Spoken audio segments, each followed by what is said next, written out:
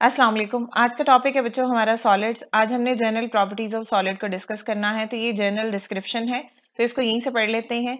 तो सबसे पहले देखो, solid are those substances which are rigid, hard and have a definite shape and definite volume. ठीक है, तो सॉलिड क्या होते हैं? ऐसे सब्सटेंस को बोलते हैं जो रिजिड होते हैं, जो सख्त होते हैं, हार्ड होते हैं, उनकी डेफिनेट शेप होती है और उनका वॉल्यूम भी डेफिनेट होता है। ठीक है, the atom, ions and molecule that make up a solid are closely packed. अब ये जो सॉलिड है उसने कहा कि वो एटम का भी बना हो सकता है, आइंस का भी बना हो सकता है और मॉलिक्यूल का भी बना हो सकता है। तो सॉलिड में चाहे एटम्स हैं, आइंस हैं या मॉलिक्यूल्स हैं, वो क्या करेंगे? वो क्लोजली पैक्ड स्ट्रक्चर बनाते हैं जिसको हम सॉलिड बोलते हैं। Held together bye a strong cohesive forces. Cohesive forces दो तरह की फोर्सेस होती हैं, एक होती हैं कोहेसिव फोर्सेस और दूसरी होती हैं adhesive forces. Cohesive forces basically क्या होती हैं? जो सिमिलर ऑब्जेक्ट के दरमियान में हो, जो सिमिलर चीजों के दरमियान में हो। ठीक है, तो इसमें क्या है कि जो सॉलिड के पार्टिकल्स हैं वो एक दूसरे के साथ जुड़े होते हैं by a strong cohesive forces. तो दोनों सेम है ना। द कॉन्स्टिट्यूएंट एटम, कॉन्स्टिट्यूएंट का मतलब होता है अज्जा। द कॉन्स्टिट्यूएंट एटम्स, आइंस और a molecule of the solid can not move at random. मतलब सॉलिड जिन पार्टिकल से बना है वो पार्टिकल्स एटम भी हो सकते हैं, आइंस भी हो सकते हैं और मॉलिक्यूल्स भी हो सकते हैं। अब ये जो कॉन्स्टिट्यूएंट्स होंगे ये क्या करेंगे? ये रैंडमली मूव नहीं करते, ये क्लोजली पैक्ड होते हैं। क्लियर? तो अब नेक्स्ट यहाँ पे देखो, general properties of solid. Solid की जनरल प्रॉपर्टीज देखते हैं। तो सबसे पहले प्रॉपर्टी है बच्चों compression of the solid. Compression generally बोलते हैं किसी भी चीज को दबाना। अब आप अगर देखो जितने भी मेटल्स की फॉर्म है, सॉलिड है, लिक्विड है या गैस है, तो जो सॉलिड के पार्टिकल्स हैं they are closely packed as compare to gas. जब एक चीज क्लोजली पैक्ड होती है तो ऑब्वियसली बात है, जब आप उसको कंप्रेस करोगे तो आप उसको दबा भी नहीं सकते। मीन जो सॉलिड है उनको कंप्रेस नहीं किया जा सकता। तो ये डिस्क्रिप्टिव सा टॉपिक जो यहाँ लिखा हुआ है उसको हम पढ़ लेते हैं।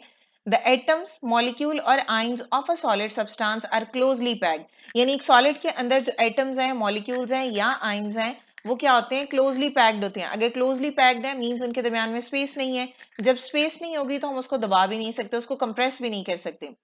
The particles of a solid cannot move closer to each other unlike gases। ठीक है, क्यों? क्योंकि गैसेस के दरमियान में होती है स्पेस और सॉलिड के दरमियान में स्पेस नहीं होती। तो जिन पार्टिकल्स के दरमियान में स्पेस होंगी उन्हीं को कंप्रेस किया जा सकता है। तो उसने कहा है कि जो पार्टिकल्स ऑफ द सॉलिड हैं, पार्टिकल्स कौन कौन से हो सकते हैं? एटम भी हो सकते हैं, मॉलिक्यूल भी हो सकते हैं और आइंस भी हो सकते हैं।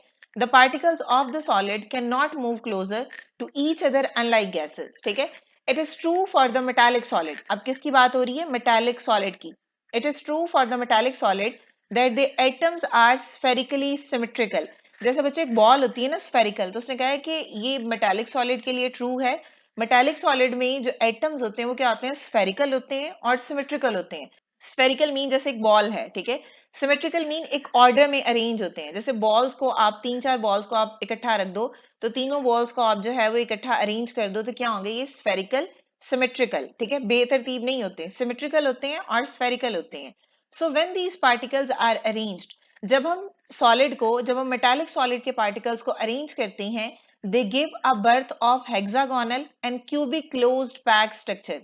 दो तरह के स्ट्रक्चर बनाएंगे, एक होगा हेक्सागोनल क्लोज्ड पैक और दूसरा क्या होगा?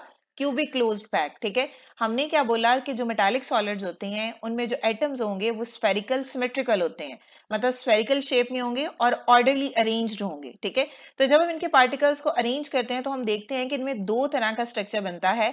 एक होता है हेक्सागोनल क्लोज्ड पैक स्ट्रक्चर और दूसरा होता है बच्चों क्यूबिक क्लोज्ड पैक स्ट्रक्चर। यहाँ पे स्ट्रक्चर के बारे में कोई नहीं बताया हुआ तो हम सिर्फ इतना ही देख लेते हैं। जब हम मेटालिक सॉलिड में एटम्स को देखते हैं तो वो दो स्ट्रक्चर्स बनाते हैं, एक हेक्सागोनल क्लोज्ड पैक और दूसरा होता है बच्चों क्यूबिक क्लोज्ड पैक।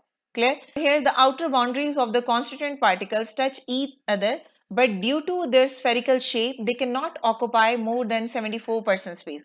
देखो बच्चों, आप क्या करो, आप सॉलिड में, हमने कहा कि जो मेटालिक सॉलिड है उनमें स्फेरिकल सिमेट्रिकल होती हैं पार्टिकल्स। ठीक है, आप अगर 10 बॉल को ले लो, ठीक है, आप उन 10 बॉल्स को अरेंज करो। ठीक है, ऊपर नीचे आप पाइल अप करके उसका रख दो। नीचे आपने 4 बॉल्स रखी, उसके ऊपर आपने जो है वो 2 बॉल्स रखी। तो 2 बॉल जब आपने जोड़ी हैं और उसके ऊपर आपने एक बॉल रखी है, तो देखो एक बॉल और उन 2 बॉल्स के दरमियान में खाली थोड़ी सी जगह आपको नजर आ रही होती है। ठीक है, थोड़ी सी स्पेस आपको नजर आती है। इसका मतलब है कि जो मेटालिक सॉलिड होते हैं वो जस्ट 74% स्पेस को ही ऑक्युपाई करते हैं। ठीक है, वो जो 2 बॉल्स और जो ऊपर वाली बॉल्स है उसके दरमियान में वो जो गैप है ना बच्चों, बाकी स्पेस वहां पे रह जाती है। अगर आप एक बीकर में बॉल्स को अरेंज करते हो तो बीकर्स में नीचे वाली लेयर हो जाएगी। अब ऊपर वाली लेयर में बॉल्स को जो है वो रखना शुरू कर दो। जब आप ऊपर लेयर में रखोगे तो क्या होगा कि दो लेयर के दरमियान में थोड़ा सा गैप आ जाएगा, वो जो गैप है वो एक्स्ट्रा स्पेस है, ठीक है। तो इट मीन्स दैट कि यहाँ पे हमारे पास जो मेटालिक सॉलिड्स होते हैं उनमें जो outer boundary of the constant particles होते हैं वो एक दूसरे को टच नहीं करते। क्यों? Because of the spherical shape. तो वो स्फेरिकल शेप की वजह से नीचे वाले आपने रख दिए बॉल सारे। अब जब आप ऊपर बॉल रखोगे तो स्फेरिकल शेप की वजह से दरमियान में बच्चों थोड़ा सा डिस्टेंस आ जाएगा, ठीक है। सो यही वजह है कि ये जो मेटालिक सॉलिड है ये जस्ट ऑक्यूपाई 74% स्पेस, ठीक है। और बाकी 100 में कितनी बच जाएगी? आई थिंक 26% जो स्पेस बच जाएगी can not occupy more than 74% space. तो it means that compression of the solid is not possible, ठीक है। इसके बाद नेक्स्ट है बच्चों, नेक्स्ट पॉइंट है expansion of the solid. Expansion का मतलब है किसी चीज का एक्सपैंड कर जाना, फैल जाना। देखो अब जो सॉलिड के पार्टिकल्स हैं हमने तो पहले ही बोल दिया कि वो क्लोजली पैक्ड है, उनमें स्पेस नहीं है। तो जब स्पेस नहीं होगी तो इट मीन्स दैट कि वो एक्सपैंड भी नहीं करेंगे, ठीक है। The expansion is the property in which the space between the constituent particles are increased। तो यहाँ पे उसने क्लियर कट फर्स्ट लाइन में लिख दिया कि एक्सपेंशन वो प्रॉपर्टी है जिसमें हम ये बताते हैं कि दो कांस्टेंट के दरमियान में स्पेस जो है वो कितनी है। तो एक्सपैंड वही पार्टिकल्स करेंगे जिनके दरमियान में स्पेस होगी। अब जिनके दरमियान में स्पेस है ही नहीं तो वो एक्सपैंड भी नहीं करेंगे। In case of a solid the force of attraction are so strong that increase the temperature hardly affect their relative position, ठीक है। तो सॉलिड के केस में क्या होता है कि सॉलिड के पार्टिकल्स के दरमियान में फोर्सेस ऑफ अट्रैक्शन जो बहुत स्ट्रांग होती हैं। अगर आप टेम्परेचर को बढ़ा भी देते हो तो टेम्परेचर बहुत ज्यादा करने के बावजूद भी उनकी पोजीशन में बहुत मुश्किल से चेंज आता है, ठीक है। तो अगर आप टेम्परेचर बहुत ज्यादा बढ़ा भी देते हो तो उसने क्या कहा है कि hardly effect there relative position. So the particles in the solid have a vibrational motion about their main position। मतलब पार्टिकल सॉलिड क्या करेंगे? वो हिलेंगे नहीं अपनी जगह से। तो पार्टिकल क्या होंगे सॉलिड के? वो अपनी ही पोजीशन पर वाइब्रेट करेंगे। Increase the temperature of a solid hardly increase the volume. देखो जब आप टेम्परेचर बहुत ज्यादा भी इंक्रीज कर देते हो तब भी जो है वो सॉलिड में इतना वॉल्यूम इंक्रीज नहीं होता कि वो जो एक्सपेंशन है वो उसमें पॉसिबल हो। No doubt there are a parameter like coefficient of linear and cubic expansion of the various solid. जैसे फर्स्ट है coefficient of linear. Coefficient of linear का मतलब यह है कि जब हम किसी भी सॉलिड को टेम्परेचर देंगे लेंथ जो है वो इंक्रीज हो। तो इसका प्रॉपर फार्मूला भी होता है, तो अभी हमारे कोर्स में यहाँ पे नहीं है तो हमने यहाँ पे डिस्कस नहीं करेंगे, क्लियर। तो जब आप किसी सॉलिड का टेम्परेचर इंक्रीज करते हो उसकी लेंथ में जो इजाफा होता है that is called coefficient of linear.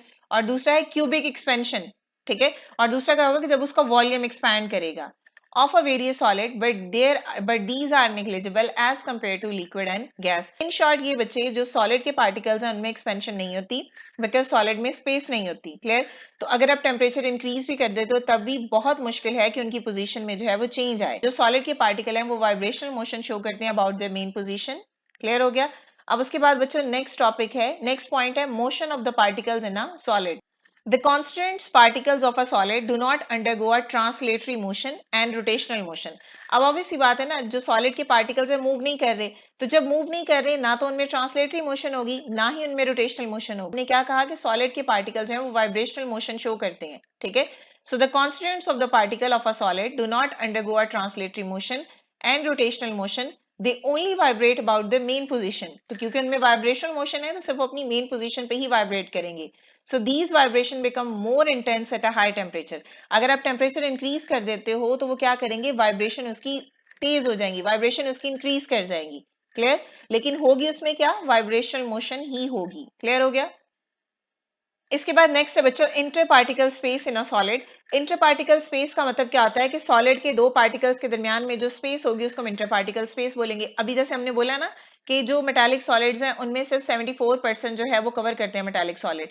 तो जब आप उन सॉलिड को अरेंज करते हो तो आपने देखा है कि एक सॉलिड नीचे लेयर में अरेंज है, ऊपर वाली लेयर में जब आप अरेंज करोगे तो दो लेयर के दरमियान में बीच में गैप है, that is called inter particle space. 74% तो वो एरिया कवर करते हैं, तो 100 में से 74 निकाल दो, बाकी जो 26% बचेगा वो इंटर पार्टिकल स्पेस होगी, clear. The inter particle space in a solid are far less than liquid. अब ऑब्वियसली बात है ना, लिक्विड का तो केस ही सेपरेट है, लिक्विड में स्पेसेस बढ़ जाती हैं एज कंपेयर टू सॉलिड, तो बहुत कम होती हैं due to the strong forces among their particles, ठीक है। रीजन क्या होता है, वही कि इनके दरमियान में जो सॉलिड है इनके दरमियान में फोर्सेस स्ट्रॉन्ग होती हैं। Due to the closely packed atom, molecule and ion, solids are mostly hard and have a high melting and a high stability। Next point है interparticles forces in a solid, ठीक है। तो अभी हमने क्या बोला है, स्पेस इन अ सॉलिड। अब हम फोर्सेस देखते हैं। इन अ सॉलिड द पार्टिकल्स, अब देखो स्पेस अगर कम है तो ऑब्वियस सी बात है फोर्सेस क्या होंगी, वो स्ट्रांग होंगी। In solid the particles like atoms, ion and molecules are held together by an ionic, covalent, metallic and van रिवॉल्व फोर्सेस। अब उसने क्या बोला है कि जैसे सॉलिड के पार्टिकल्स हैं उनके दरमियान में जो है, जो सॉलिड के पार्टिकल्स हैं वो जुड़े होते हैं by ionic, covalent, metallic and van रिवॉल्व फोर्सेस। तो ये फोर्सेस उनके दरमियान में होती हैं। तो ऑब्वियसली बात है जिस तरह की फोर्सेस होंगी उसी तरह की उन पार्टिकल्स की बच्चों स्ट्रेंथ होगी। These forces are strong enough to fix these particle at their place. ठीक है, इन फोर्सेस की वजह से जो पार्टिकल हैं वो अपनी पोजीशन पे फिक्स रहते हैं, allowing these particles to just vibrate about their main position. Because of the strong forces, वो जो particles हैं वो just अपनी ही main position पे vibrate करते हैं, वो move कहीं पे भी नहीं करेंगे, just वो vibrate करेंगे अपनी main position पर। उसके बाद है बच्चों last point है kinetic energy based on kinetic molecular theory, KMT mean kinetic molecular theory। kinetic energy क्या होती है, energy possessed by the motion। ठीक है, kinetic energy is due to the motion of the constituent particles। constituent particles mean atoms, ion and molecules। So kinetic energy is due to the motion of the constituent particles of the solid. Solid particles have only vibrational motion, ठीक है, they do not have a translatory and rotational motion। क्यों? Because बच्चों उनके जो solid के particles हैं उनके दरमियान में intermolecular forces strong होती हैं। जब forces strong होंगी तो solid के particles क्या होंगे, move नहीं करेंगे because space नहीं है। तो जब space नहीं है वो अपनी ही main position पर जो है वो vibrate करते हैं, जिसको हम बोलते हैं कि solid के दरमियान में vibrational motion है। क्लियर? तो जब सॉलिड के दरमियान में ट्रांसलेटरी और रोटेशनल मोशन है ही नहीं, तो इट मींस दैट जो सॉलिड के पार्टिकल्स हैं वो सिर्फ और सिर्फ जो है वो वाइब्रेशनल मोशन ही शो करेंगे। ठीक है, so therefore the only kinetic energy that the solid possess is vibrational kinetic energy. Clear है? तो ये था बच्चों आज का हमारा टॉपिक। आई होप कि आपको क्लियर हो गया होगा। अगर स्टिल कोई भी क्वेश्चन है तो आप कमेंट कर सकते हैं। नेक्स्ट वीडियो तक के लिए अल्लाह हाफिज।